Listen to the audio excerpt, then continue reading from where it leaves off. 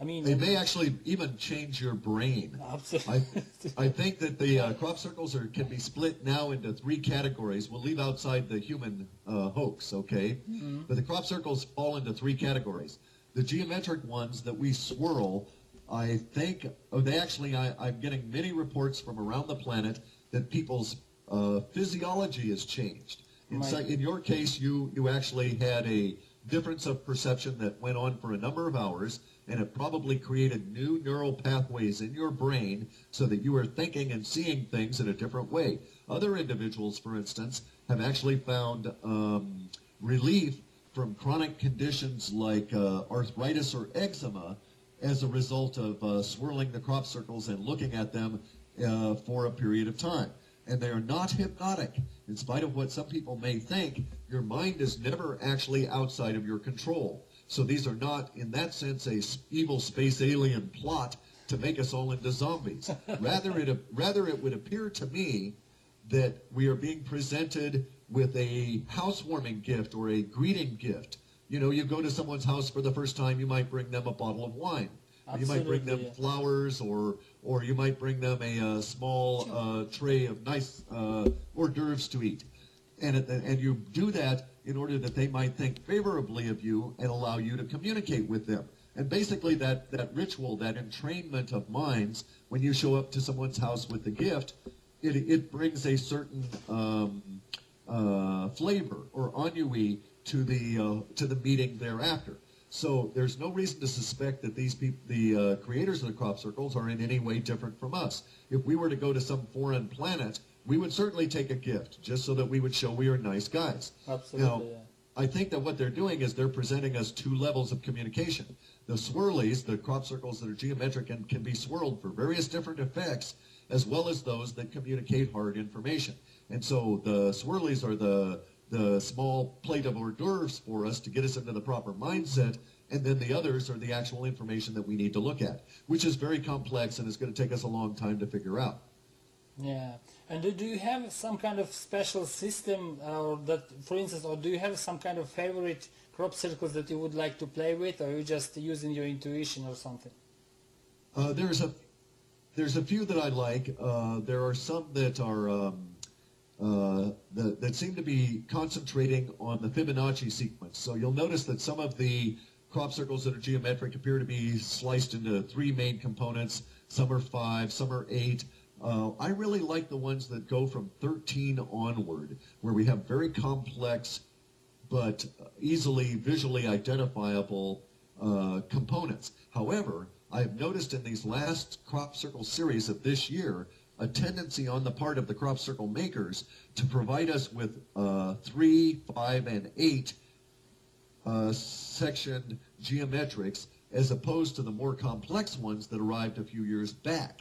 I don't know what the purpose or issue of this is, but there has been a decided change. It may relate to where we are in space, what we need to know, or the fact that we apparently weren't getting it, and so they needed to make something a little bit more simpler, so that we would finally stumble onto this idea that, oh, these are useful when you spin them and look at them. So why don't you, the next time you look at these crop circles, choose one that has 3 segments and one that has 5, and spin them both, one on each day, one on one day, one on the next day, and then observe the effects. I've noticed some effects, but I don't want to pre-color or precondition your mind to my supposition. I think everybody needs to try it themselves. Absolutely. And did you notice that it's a special kind of crop circles that exactly relates to the Mayan culture? Not like the rest of them relates to the, like as you say, to the like multidimensional geometry and so on, but some of them precisely shows us Mayan signs. I know that's a little spooky, isn't it? Yeah, absolutely. Because then we can say to ourselves, now did the crop circle makers teach the Mayans this glyphs?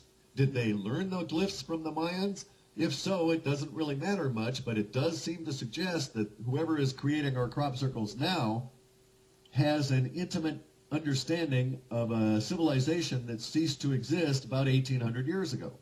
Yeah, absolutely. And that, you see, that's why, I mean, I had doubts that those crop circles could be created by, like, you know, that there is a technology like powers that be has technology like microwave, whatever, that they would be able to create something like that.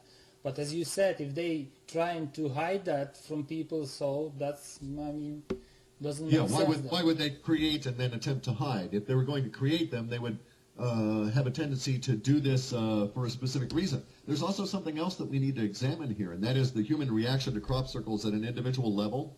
If you don't go along with the idea, if you're an unconditioned human, and you don't instantly fall into the mental trap of believing it is all a hoax, and therefore applying ridicule to it and going back to your drugs or your crime or whatever it is that has you blinded.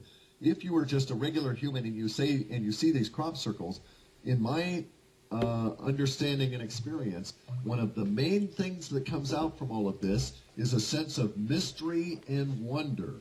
And we have to be very clear about this. The emotional impact of seeing the crop circles and wondering about what they are, who created them, what they're trying to communicate, that whole level of mystery and that whole emotional respect of wonder about this is anti-powers that be, because the powers that be want you stupefied, blinded, scared, and following their instructions. And mystery and wonder are two huge expansion, or emotions that expand the soul and expand the consciousness, and that's not what the powers that be want. So again, it seems to be evidence that these are not in the interest of the powers that be, and they're attempting to do everything they can to curtail that influence on the planet.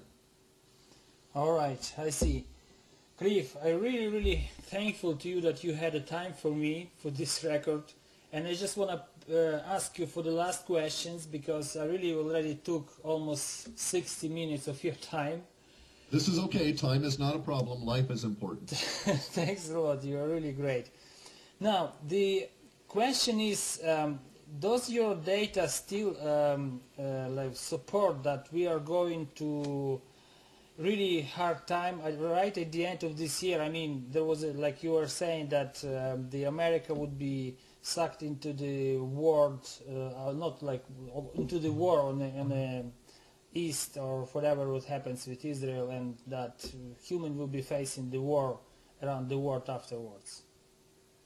The data so far that we've had this year points that direction. We have a new data run going now, and I'll start my interpretation in it late next week, and then I'll have a new report out on the on or before the September equinox, so before September 21, and I am personally hopeful that the data has changed, but I have no reason to suspect that it has. So it is indeed in the cards of the powers that be at this time that they wish the giant war to erupt such that they would have control for another couple of generations. Will it erupt? I don't know. I think that we are actually reaching a point that has the powers that be scared, and that they are afraid that that point is very near, that they would have, that there would be enough of the populace of the planet that is awake to their evil intent and manipulations, and that that huge amount of the populace would become refuseniks and non-cooperative, and thus would destroy the powers that be simply by all of us standing up and saying, no, we won't do that. No, we won't go to war with so-and-so. That's an absurd idea. However, they are certainly pushing the whole war idea and are attempting to get it going. But you note that they've had a rough time of it. Even with Bush, it has not been as easy as they had figured. And there are many counter trends to this on the planet, the largest of which is actually people like you, who are out there raising the level of awareness of the population, one person at a time. That one person brings someone else in, and so on, and it gradually grows. It is the mathematics I have looked at suggest that when the populace of the planet as a whole has 180 millions of awakened individuals who are in a mode of non-cooperation of the powers that be, it is my opinion that that is when the moment of the revolution against the powers that be occurs, and that we will actually, whether or not there's a revolutionary war, if you will, is immaterial.